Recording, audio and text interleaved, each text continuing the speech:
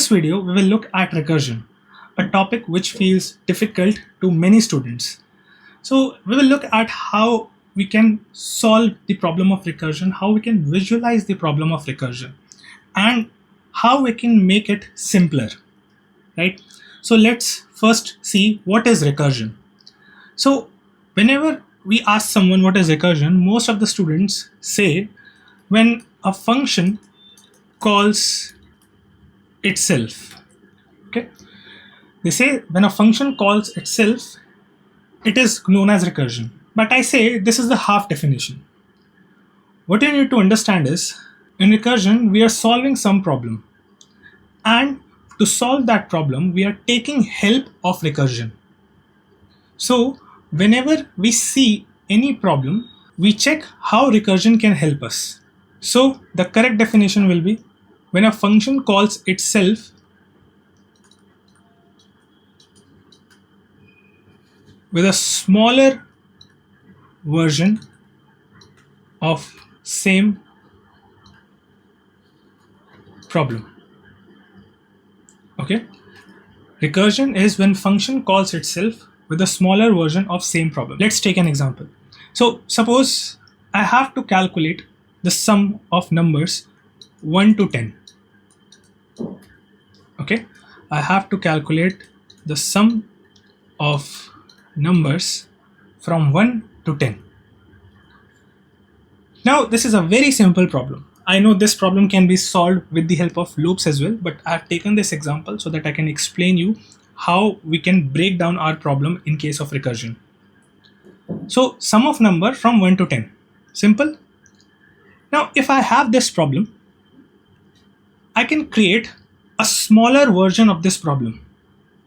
Now what will be the smaller version of this problem? Maybe I can say that sum of number 1 to 9. This is a smaller version of the same problem, right? So what we need to understand is we are using recursion to solve the same problem but for a smaller version, right? So when we say recursion, the function will call itself to solve a smaller version of the same problem. That means if I have to calculate the sum of 1 to 10, maybe recursion will help me in solving the problem of sum of 1 to 9, right? Recursion will help me to solve sum of 1 to 9. So this is what I mean by the definition. We will look at the code. So whenever we see the question of recursion, the first thing we need to do is how can we break the code, how can we break the problem into two parts such that the part 1 will be solved by me and the part 2 will be solved by recursion. So that means if I have to calculate the sum of 1 to 10, I will say recursion will give me sum from 1 to 9 and I will add 10 in that.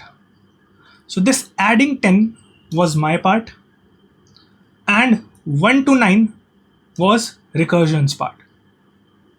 So let's see. So whenever we want to write a recursive code,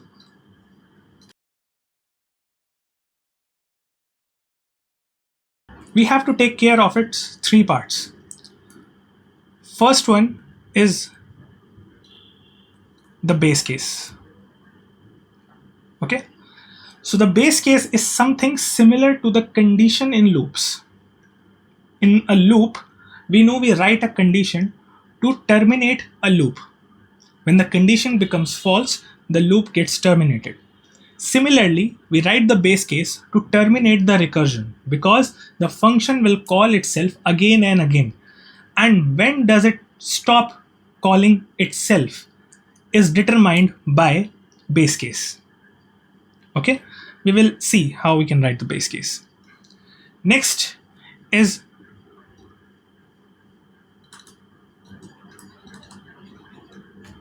recursive step.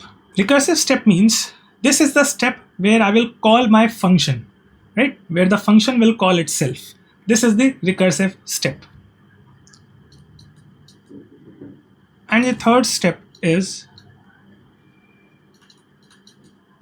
small calculation. That means I have to perform a small calculation, which is my part, right? So in this case, if I see the example, 1 to 9 was recursion's part, I was adding 10. So this adding 10 was small calculation. Okay. So these three things we have to cover. Now let's write the code for this particular problem, right? So suppose we have this function sum,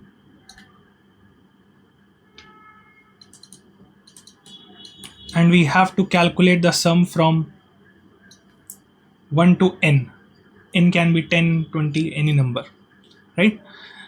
Now what we do, as I said, whenever we get this problem, we have to think that what will be my part and what will be recursion's part.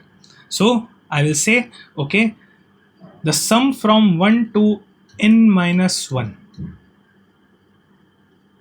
will be calculated by recursion, and I will add the last number.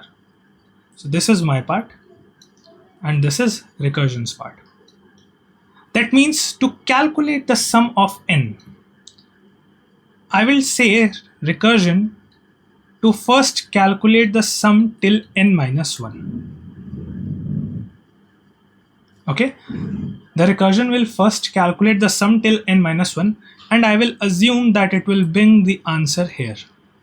Now, recursion is one of the topics where I would suggest you to not think much about the problem.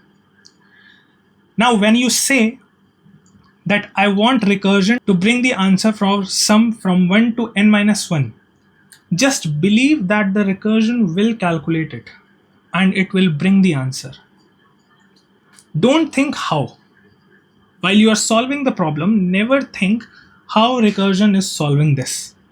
Just understand that if you are saying something to recursion to solve something, it will solve correctly and it will bring the answer. Just assume it while solving the problem and just do your part accordingly, right? So sum will be calculated till n minus 1 through recursion, and I will assume that recursion will bring the answer. So that is it, right? Now what I have to do, I need to add the last number. So what I'll do, I will add answer and the last number. So the last number will be n, right? If n is 10, I have to calculate the sum from 1 to 10. Then n is 10, so n will be 10 here, right? And we can return this answer. Now one thing is still left. We didn't write any base case. Now what is a base case? Now base case is the simplest case of your problem, right? For which for sure shot you know the answer. For example, if n is 1, then you don't need to calculate any sum, right? If n is 1, then you have to calculate the sum from 1 to 1, which is 1. This is the simplest case, and this will be my base case. So if n is 1, I will simply say return 1. And this is my code of recursion. Let's see again. There are three things in this recursive code. First one is the base case. Second one is the recursive step. And this here is my small calculation. Okay? As I said, just remember this. Whenever you call recursion, whenever you give a task to recursion, don't think how recursion will solve it. Just understand that it will be solved by recursion, right? If you are expecting an answer from recursion, it will bring that answer and it will bring your correct answer. You just need to focus on your part, which you are doing, which is the small calculation part. You just need to focus on that. Rest, recursion will take care.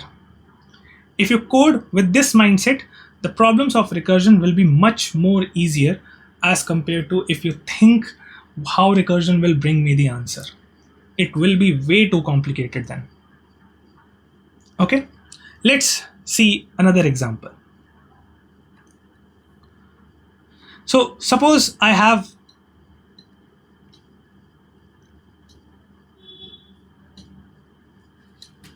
this number, right? I have this number and I have to calculate the sum of all the digits. I have to calculate sum of all the digits of this number. That means I have to calculate 1 plus 2 plus 5 plus 3 plus 6.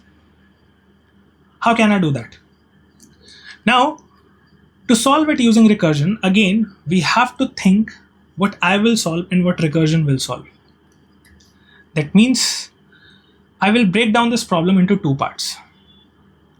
I will say that, okay, recursion will bring me the sum of these numbers and I will add the last digit. Okay, so my part will be to add 6 or the last digit from right, and rest of the sum will be calculated by recursion, right? Now this will be the function signature.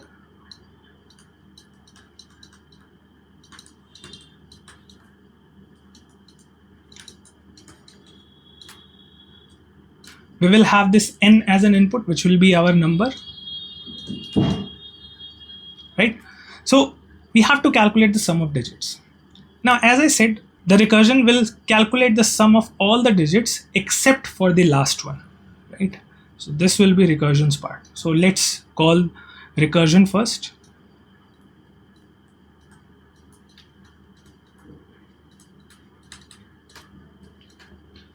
And to pass only this number, what I have to do, we know that whenever we divide a number by 10, we divide any number by 10, we get all the digits of a number except for the last one. That means if I do n by 10, it will be 1, 2, 5, 3. So we get all the numbers except for the last one. So this is n by 10. So I have passed these digits to recursion. And recursion will bring me the sum here. And I will not think how. As I said, I will not think how recursion will bring me the answer.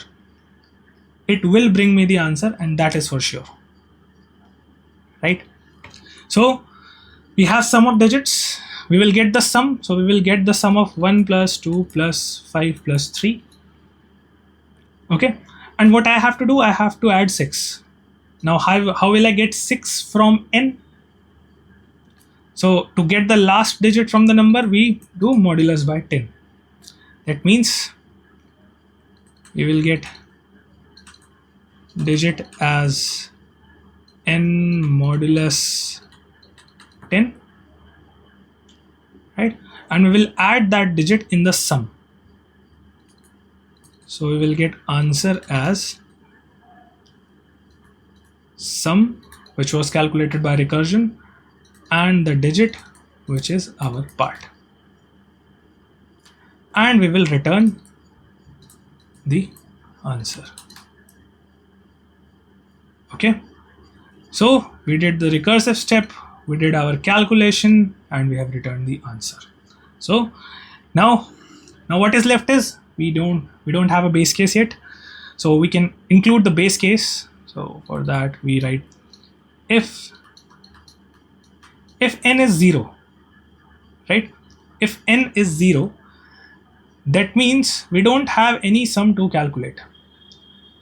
We can simply return 0. This is my base case, right? Base case, recursive step, small calculation. Now in some question, you might have to do the small calculation before the recursive step as well, right? It is not compulsory that recursive step will come first and calculation will come after. This is not the case. It depends on the question. You can have small calculation before the recursive step as well. Like, it depends on the question only. So this is our code. Let's try to run this. So we have our main function. Let's create a variable, take value from the user.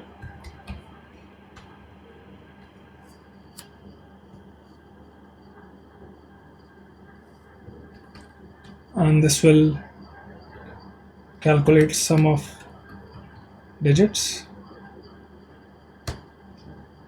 right? Now we will write the definition of this function, sum of digits. First we will have our base case. If n equals to 0, we return 0.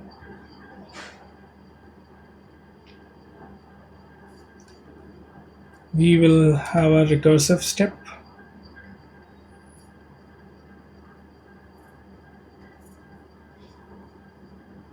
and we will pass all the digits except for the last one, right? N by 10.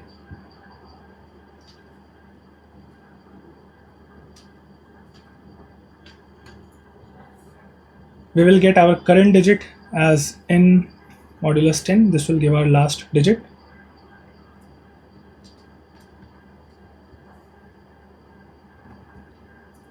We will add the sum and current digit, and we will return answer. Okay, so this is our function. Let's run this and see what we get as an output. So we can give the input. We can give 2 1 4 6 3. Okay, so we get 16. 2 plus 1 plus 4 plus 6 plus 3, which is 16. So this is how we write recursive code. I'm again telling you that if you will not think how recursion will bring the answer, the code will be much easier for you. So start solving some of the easier problems on recursion, and I'm sure if you keep practicing, after 4 or 5 problems, you will be able to solve the code of recursion with confidence.